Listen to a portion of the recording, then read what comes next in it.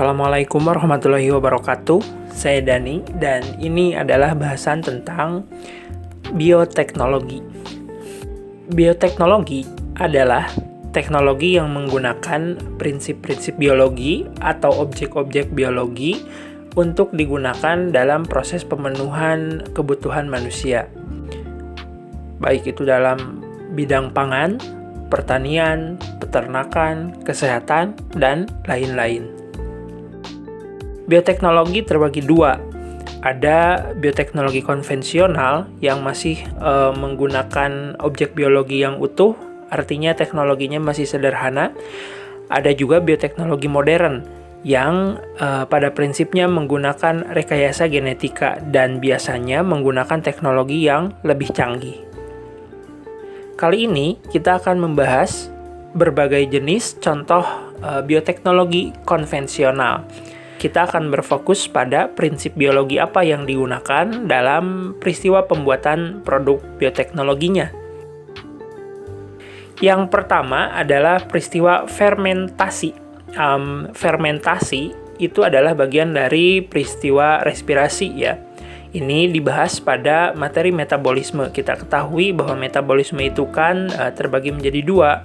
Ada anabolisme, dalam hal ini contohnya fotosintesis, dan ada katabolisme, dalam hal ini contohnya respirasi seluler, yang bertujuan untuk mengubah zat makanan dan oksigen menjadi energi dan zat sisa ya. Nah, pada peristiwa respirasi ini kan terbagi dua. Ada yang butuh oksigen, itu respirasi aerob, dan ada yang tidak membutuhkan oksigen atau respirasi anaerob.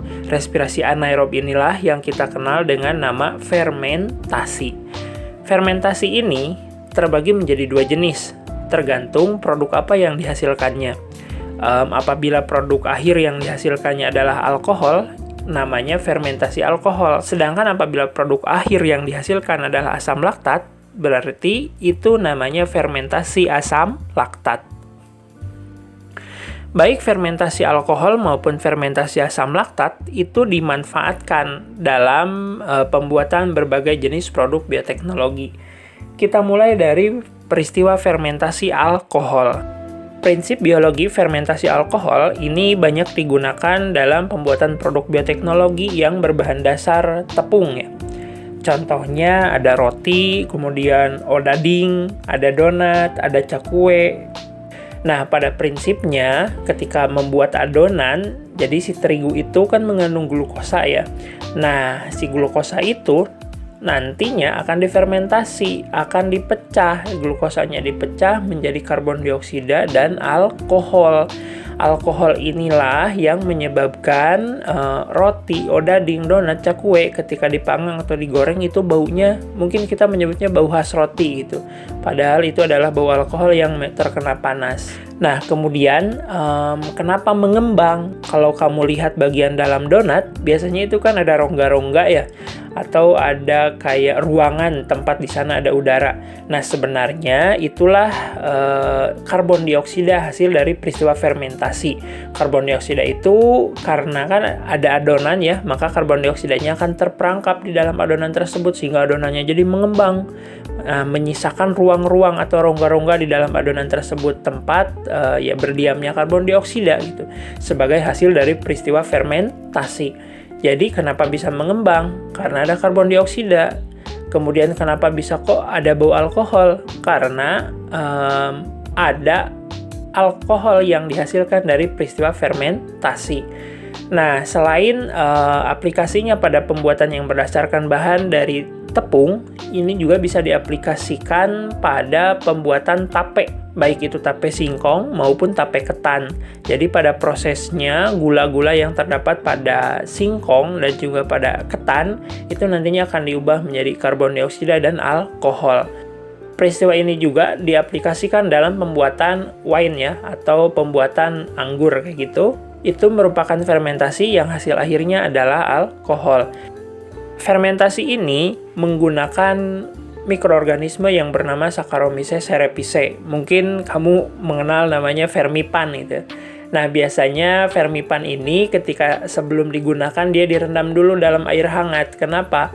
Karena biar mengaktifasi. Berikutnya adalah fermentasi asam laktat.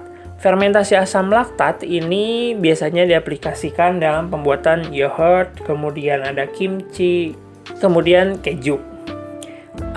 Pada peristiwa fermentasi asam laktat, jadi yang dihasilkan produk akhirnya itu adalah asam laktat. Kita ambil contoh dalam pembuatan yogurt. Nah, gula yang terdapat di dalam susu, dalam hal ini laktosa, itu akan diubah oleh bakteri Lactobacillus bulgaricus dan Streptococcus thermophilus menjadi asam laktat.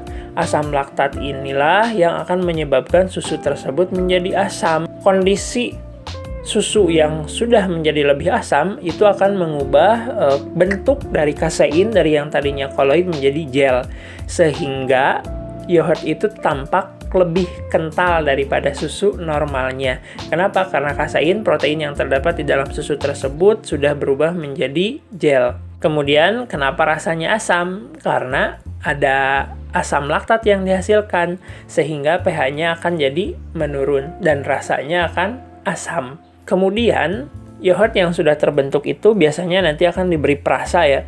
Kalau yang tidak diberi perasa itu namanya yogurt plain. Yogurt plain ini dapat digunakan kembali untuk pembuatan yogurt selanjutnya. Sedangkan kalau yogurt yang sudah dikasih rasa-rasa itu berarti akan siap untuk dikonsumsi. Nah, tetapi biasanya setelah selesai pembuatan yogurt ini akan dipasteurisasi atau dipanaskan kembali pada suhu sekitar 65 derajat agar menghentikan proses dari fermentasi yang dilakukan oleh si mikroorganisme yang ditambahkan, dalam hal ini Streptococcus thermophilus dan Lactobacillus bulgaricus. Aplikasi fermentasi asam laktat juga dilakukan pada proses pembuatan kimchi. Hanya saja bahan yang digunakan ini adalah sayuran.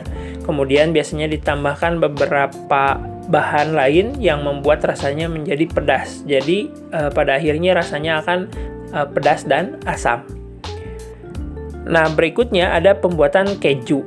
Pembuatan keju ini sebenarnya langkah awalnya sama seperti pembuatan yogurt, tapi dadih yang dihasilkan dari fermentasi asam laktat itu nanti diambil, kemudian dilanjutkan ke proses selanjutnya sampai akhirnya menjadi keju. Produk berikutnya adalah pada pembuatan VCO atau Virgin Coconut Oil, artinya membuat minyak dari kelapa ya.